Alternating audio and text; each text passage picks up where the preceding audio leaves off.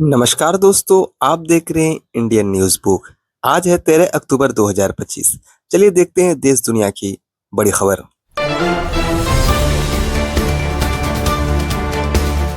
पहला खबर ये आ रहा दोस्तों, लालू राबड़ी और तेजस्वी यादव आज दिल्ली कोर्ट में होंगे पेश। लैंड फॉर जॉब मामले से जुड़े भ्रष्टाचार केस में वे कोर्ट में हाजिर होंगे। चलिए बढ़ते हैं दूसरे न्यूज की ओर। बिहार चुनाव के लिए एनडीए में सीटों का हुआ बंटवारा, डील फाइनल। बीजेपी और जेडीयू 101 सीटों पर, जबकि लोजपा को 29 सीट मिले हैं। चलिए बढ़ते हैं अगली न्यूज की ओर। बीजेपी आज बिहार चुनाव के लिए उम्मीदवारों की पहली लिस्ट जारी करेंगे। आगामी विधानसभा चुनाव के लिए बीजेपी अपने पहले चरण के प्रत्याशी की घोषणा करेंगे। चलिए बढ़ते हैं अगली न्यूज की ओर। हमास आज इजराइल के 20 बंधकों को रिहा कर सकते हैं। गाजा संघर्ष के बीच शांति प्रयासों के तहत ये कदम उठाया जा सकता है। चलिए बढ़ते हैं अगली न्यूज की ओर। राष्ट्रपति ट्रंप गाजा शांति समझौता के लिए इजराइल और मिस्र रवाना।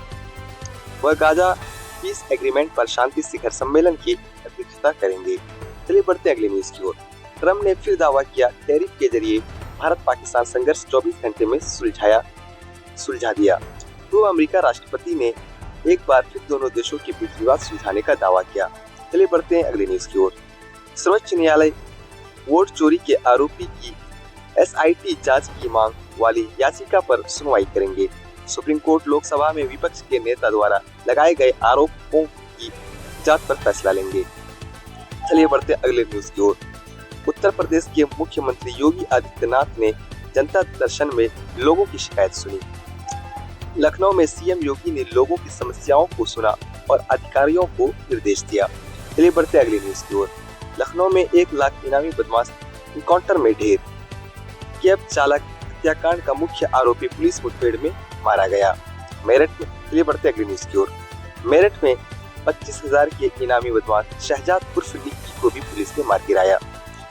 एमओजी और सुरूरपुर पुलिस की मुठभेड़ में ये इनामी बदमाश मारा गया।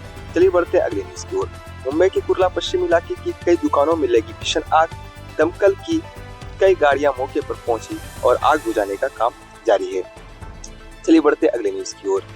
यूपी में पारा गिरने लगा। कानपुर में न्यूनतम तापमान 14.8 डिग्री सेल्सियस तक पहुंचा। प्रदेश के पश्चिमी और पूर्वी हिस्से में मौसम शुष्क बना हुआ है और ठंड बढ़ने लगी है। चलिए बढ़ते अगली न्यूज की ओर। पश्चिम बंगाल की मुख्यमंत्री ममता बनर्जी पर बीजेपी ने साधा निशाना। मेडिकल छात्रा से कथित गैंग रेप पर छात्राओं को रात में बाहर न निकलने की सलाह देने पर ये निशाना साधा गया। चलिए बढ़ते अगली न्यूज की ओर। फिलीपींस के लेते द्वीप के पास 5.7 तीव्रता का भूकंप आया। फिलहाल किसी बड़े जान माल के नुकसान की कोई खबर नहीं आई है। दोस्तों ये था आज का ब्रेकिंग न्यूज।